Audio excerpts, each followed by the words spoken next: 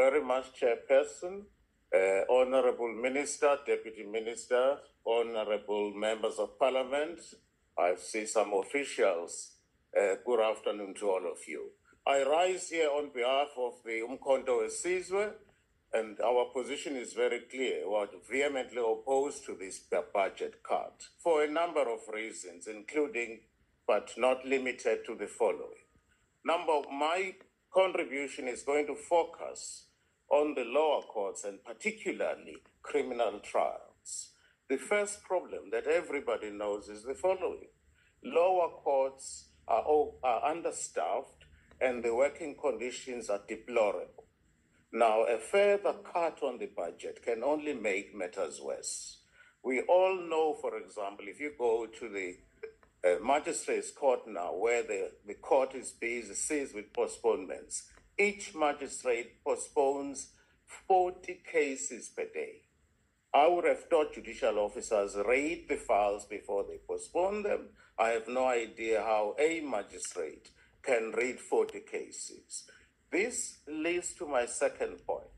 Section 50, subsection 6 of the Criminal Procedure Act makes the following provision. It provides that a case may be postponed for investigation for a period of up to 7 days. Now, where you are a judicial officer and you have 40 cases per day on your postponement roll, right? What happens every day is the following. Magistrates are going to be told that this matter is not ripe for trial. The matter must be postponed for 7 days, and the poor accused stays in prison for 7 days, because we all know that it is very rare that arrests take place after a proper investigation has been done in this country.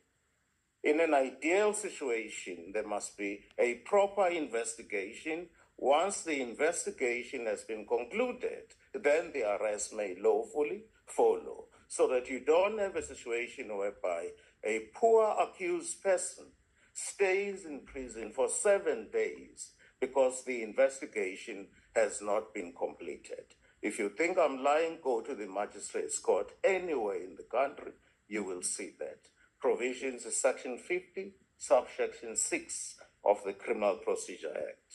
I move on to my third point. AVR technology has been used even in this country. This is the technology that is used for postponement of cases. The problem, obviously, is load shedding. You can't rely on electricity. As long as we have load shedding in this country, you can't rely on technology, AVR technology, for postponing cases. This leads me to the point that the Honorable Minister made about integrated system, right? Maybe it is a solution. I have advocated that for many years, that what is needed is an integrated system.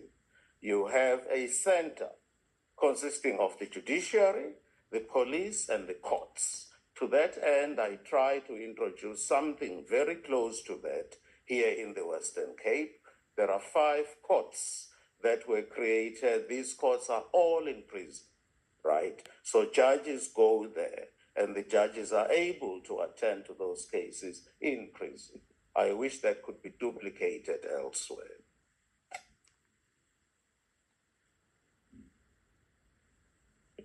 The problem is made even worse. I'm talking now about the backlog. The problem is made even worse because of the use of foreign language interpreters.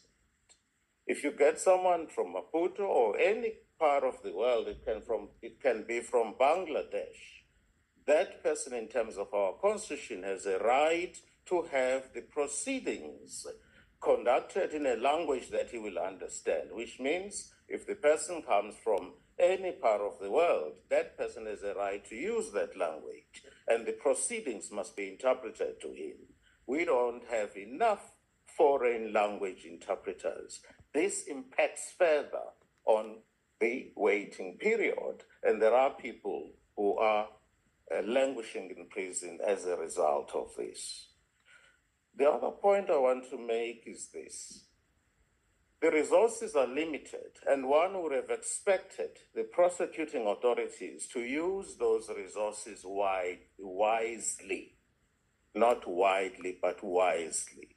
I've seen instances, and I prefer not to mention anyone, where the prosecutors have charged accused for what appears to be clearly a common assault case. You find that the accused is charged in the regional court, right? For common assault, you ask yourself, who is sought to be pleased by the prosecutors? I prefer not to mention any name. It was a high-profile person from one of the political parties. The charges against him, he was convicted of assault GBH. In my view, that conviction cannot stand. It should have been common assault. It was an open clap, not even a fist. So that, in my view, that trial should never have taken place in the regional court. It was an abuse of state resources to teach him a lesson. Honorable Dr. HLOPHE. It was clearly an abuse of state resources. That trial should only have taken place. Dr. HLOPHE. Unfortunately, your time has expired. For the reasons stated above, we are vehemently opposed to the budget cuts. Thank you.